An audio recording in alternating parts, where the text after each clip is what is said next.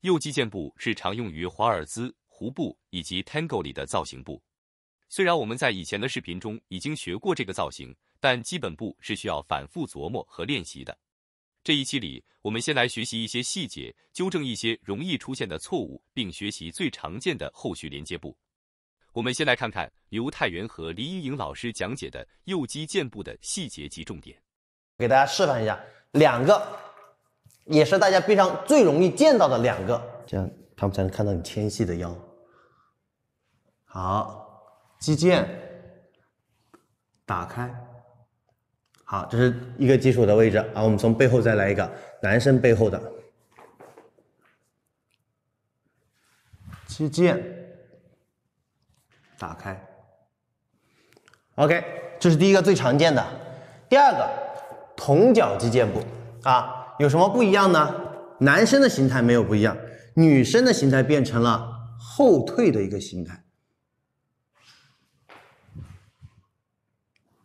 打开。OK， 再来一次。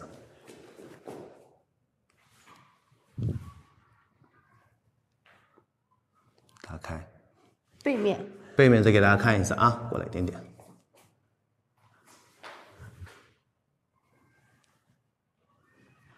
好，再来一次啊！在自己的舞蹈中，你们要记住点，我们的肌腱部不要把你的目标放在哪，放在最后结束的这个打开。你们一定要把你们的目标放在第一步的推，主力腿的推，男女是一样的，女士也是一样，不要总想着我的肌腱部是要马上打开，我要想推，明白吗？然后你看，放。推好，两个人都到重心了，哎，很稳。这只脚只是稍微的辅助一下。好，这个时候把我胯的倾斜换动打开。女生的胯也是，你看，我们先是左边是高，右边是低，然后现在把它换过来，右高左低，只做胯，身体自然就跟着你的胯去做了。OK， 好，我们做一次正确示范。放重心，通过主力的脚。推出去，好，现在有倾斜，把倾斜换一下，自然打开，想回来，把倾斜换回来。是的，跟掌，前进的那一步是跟掌，女生后退是掌根。对 ，OK。我们一开始是在低位，好，推到位，好看呀，这个带动感会在什么时候出现呢？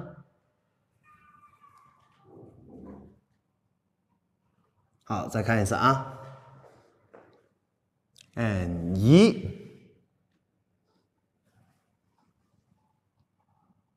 好，换个面 ，N 1，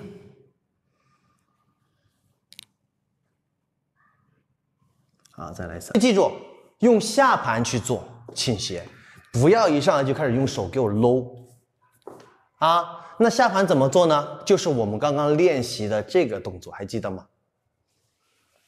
刚刚我们热身的练习，做我们的倾斜胯。所以我们的是感觉什么？把胯拉出去，我们推到位了，看吗？胯跟头互换空间，有看到吗？看我们的胯和头，它是相反的，大家看到了没有？再来一次，相反的，女部也是一样的。那女部就是在这个状态。你看。左边的头，右边的胯，再来一次，左边的头，右边的胯，看到吗？所以你看，我一开始推动出去的时候，男生的步伐，我就已经有这个胯了，头在这边，胯在这边，换，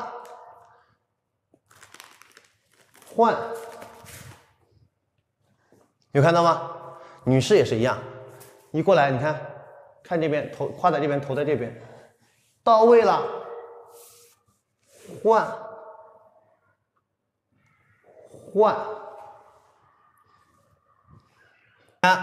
我们先单人做一次，来，预备，5、6，我们稍微侧开一点啊。你看，先是放，找到重心了，推动到位了，好，给胯，身体带动的延伸，好，再移动。啊，换过来，再来一次，你在这边。好，放找重心，推动别变，带胯的时候再带一点点身体的升降，然后再去找别的。OK， 好，我们跳一次双人。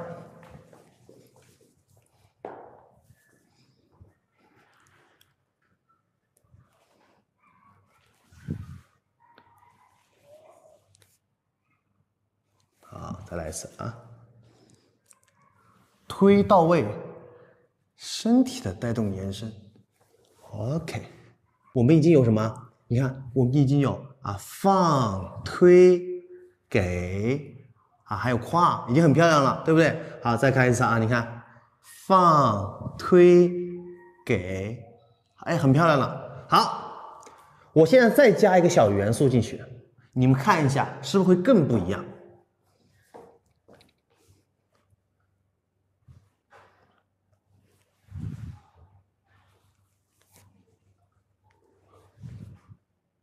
？OK， 再看一次啊，再看一次啊。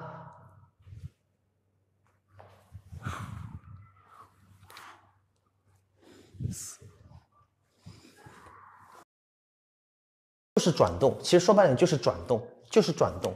这个转动记住，一定要把胸腰的一个转动，也就是我们胸腰去产生出来的转动。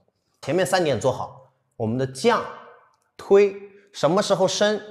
什么时候给胯？伸跟给胯几乎是同时做出来的。OK， 这3点做完之后，我告诉你们，最后一点就是一个转动。这个转动的意义就是什么呢？让我们的肌腱部更加的立体，也就是你们可以理解为你们经常说的3D 这个东西啊。其实说白了就是让它更立体、更完美，它的带动性更强。OK， 怎么做？其实就是在身体做对角线的力量，它没有真正意义上的去转动，看起来像是在转动，但它没有真正意义上的转动。为什么这么说呢？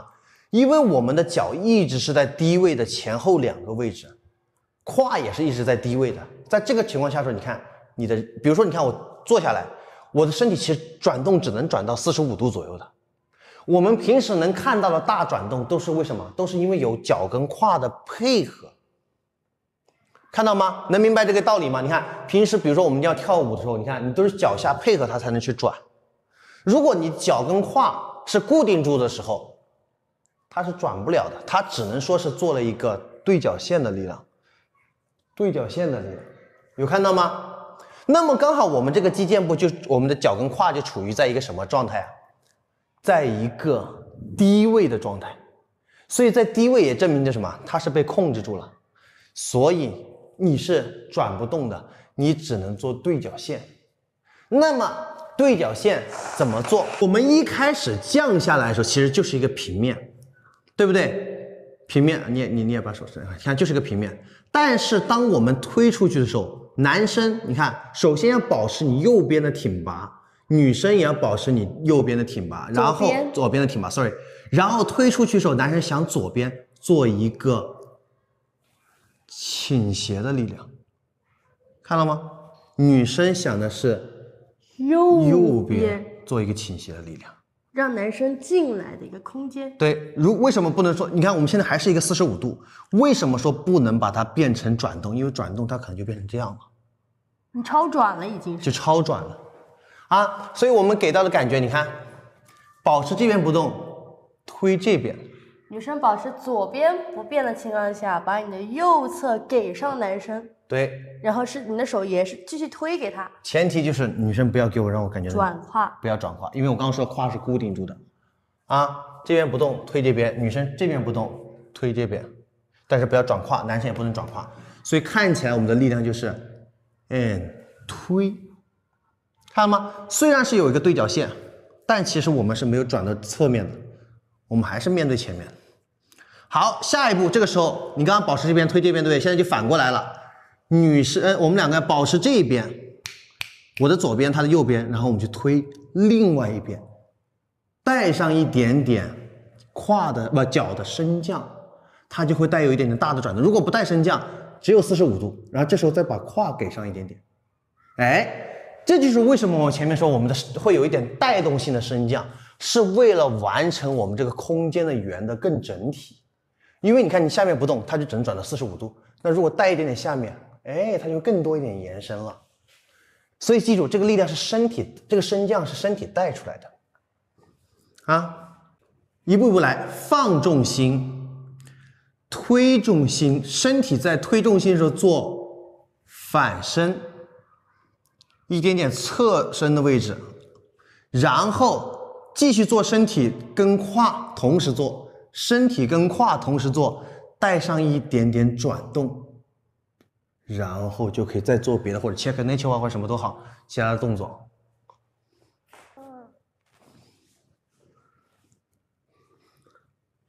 男士的背面啊，胯和我们的胸腰。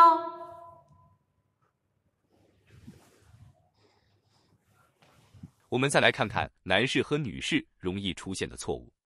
很多男士朋友们在做击剑步的时候，右脚都会有一个问题，就是在关闭，而没有做一个看我的右脚打开。我们的脚尖应该朝着的是我们需要前进的方向，所以应该是很多女士在跳击剑步的时候会出现，右脚被带过来，会导致我们站不稳。第二呢，也会导致我们的腿部线条不好看。那么女士，我们要找到什么呢？当我再去做延伸推出去的时候，拉住我的右脚，再去做延伸，也能更好的去展示我们的腿部线条。那么给姐姐们看一下整体效果。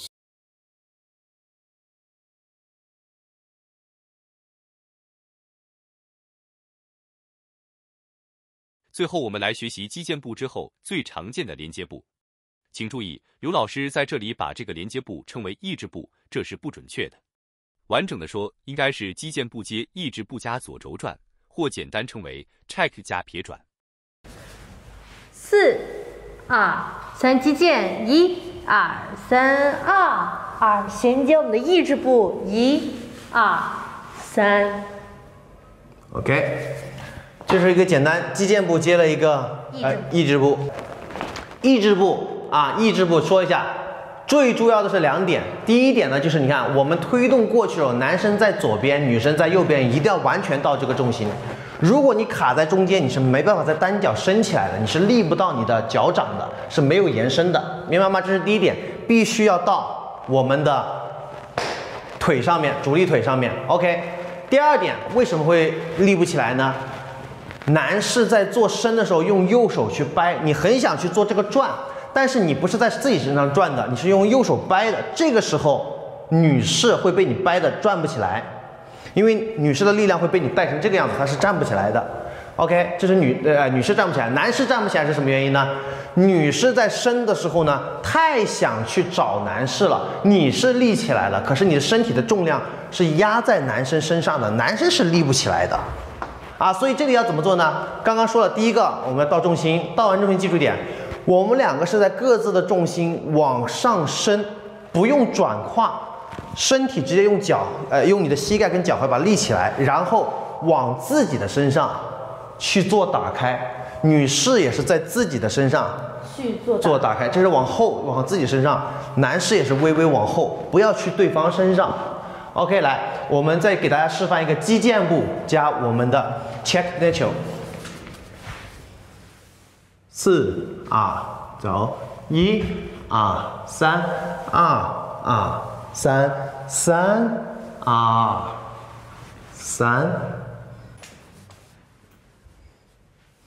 4、2、3、1、2、3、2、2、3、3、2、3。你要跳几排的？突然卡我。OK， 这个动作总结完了很简单一个动作，但是你想要做漂亮，做的有延展性，我们跳一个慢的，就要这样去跳就要这样去跳，去改变一下。3走1、2，后面接1。如果想后面接的动作的话，就是追步、并步，3都可以。对，接并步追步或者到这个位置你接一个双左，都是没问题的。做一个合跟，只要做左转系列都是没什么太大问题。对了。只要是做左转系列都没问题。OK， 这就是一个后面再来一次。OK， 没问题，我再给你后面跳一遍。背面啊。